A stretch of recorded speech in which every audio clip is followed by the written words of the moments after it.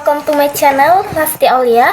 Jadi untuk teman-teman sekalian jangan lupa untuk share, like, and subscribe video saya guys. Nah, video kali ini saya akan membawakan cerita mistis yang berjudul Peliharaan Makhluk Gaib.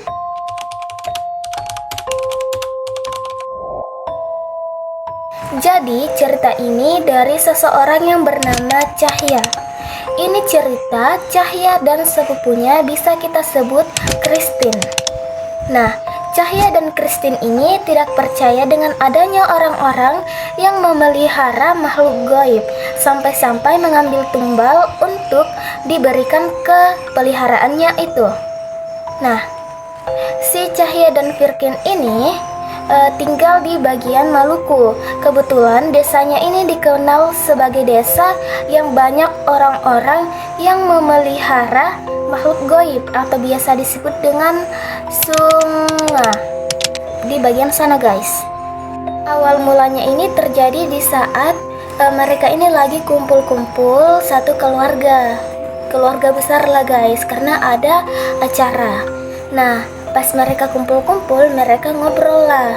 Tiba-tiba neneknya si Cahya ini langsung ngomong guys, kayak gini, kalian tahu nggak, di saudara kita ada yang memelihara makhluk gaib. Nah, Cahya dan Christine ini yang mendengar itu bodoh amatan dan tidak peduli karena dia tidak percaya. Nah, tiba-tiba neneknya si Cahya ini lagi bilang, kalian coba perhatikan kakek Anton kalau siang malamnya. Christine dan Cahya mendengar itu kaget. Karena kenapa sih? Kenapa tiba-tiba kakek Anton? Kenapa kita harus memperhatikan kakek Anton? Nah, betul guys, kakek Anton ini adalah kakek yang masih menjadi saudara jauh lah guys, bukan dari keluarga dekat. Besokannya, Cahya dan Christine ini lagi duduk-duduk di depan rumah sambil ngobrol. Nah, pas mereka ngobrol, tiba-tiba kakek Anton ini lewat guys. Nah, Christine dan Cahya yang melihat itu, dia pun memperhatikan kakek Anton itu. Tiba-tiba mereka teringat dengan omongan neneknya kemarin.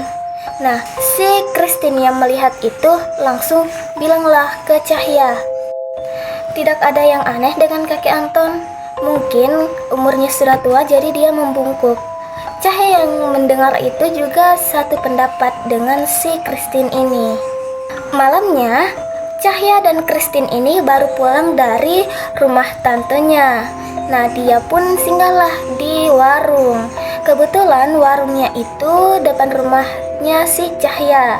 Nah, pas mereka lagi asik ngemil, tiba-tiba si Cahya ini melihat kakek Anton ini lewat. Nah, setelah itu si Cahya ini baru sadar kalau yang dia lihat itu kakek Anton yang jalannya cepat dan postur tubuhnya yang tegak.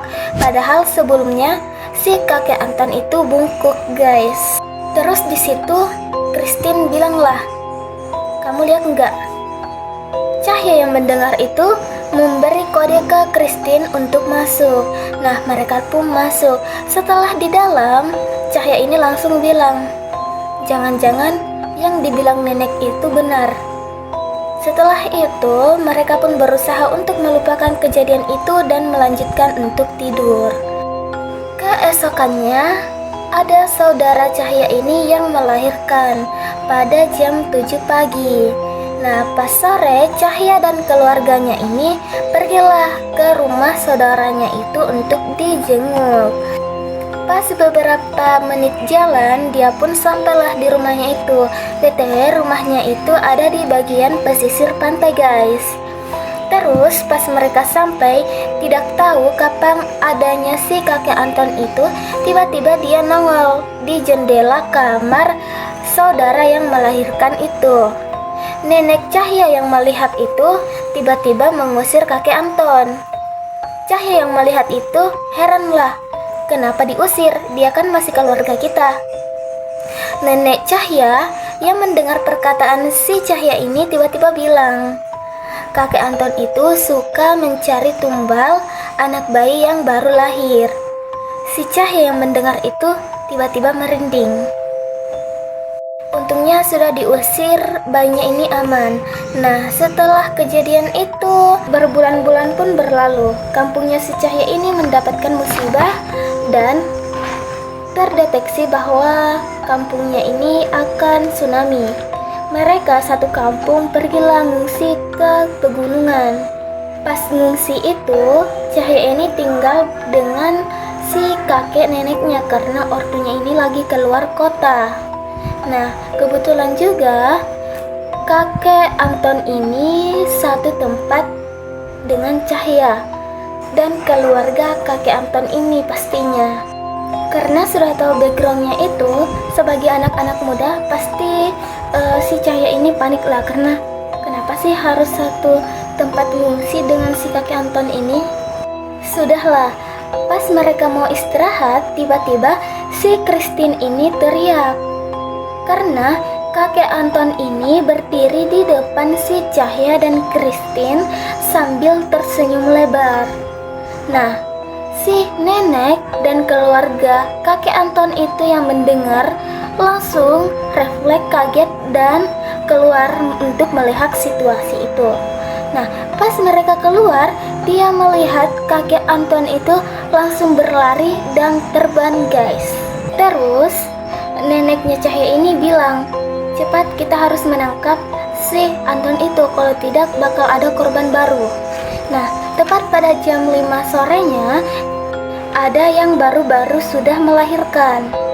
Nah, si neneknya Cahya ini bilanglah ke keluarganya Anton itu untuk mengikat kakek Anton itu. Siang harinya, kakek neneknya Cahya dan Christine ini dan keluarga-keluarganya pergi menjenguk si kakek Anton ini.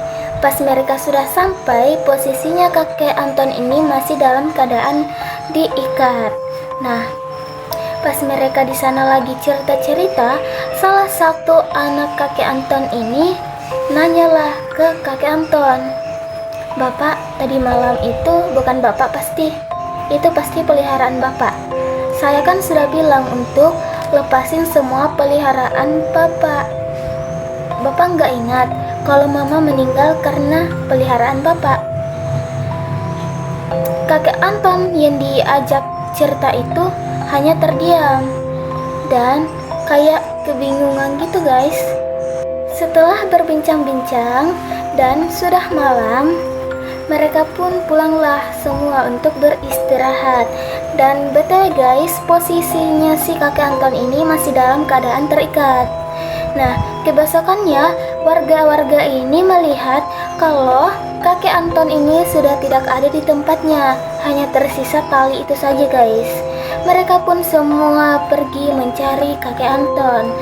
Pas didapat, guys, ternyata si kakek Anton ini sudah meninggal di bawah pohon beringin. Mereka pun membawa kakek Anton ini pergi untuk dibersihkan tubuhnya lalu dimakamkan. Nah, pas dibersihkan, salah satu orang yang membersihkan itu tiba-tiba kesurupan. Dia bilang, "Kalian semua yang membuat dia meninggal. Karena kalian tidak membiarkan aku mencari makanan, jadi aku makanlah dia." Para warga yang mendengar itu kaget.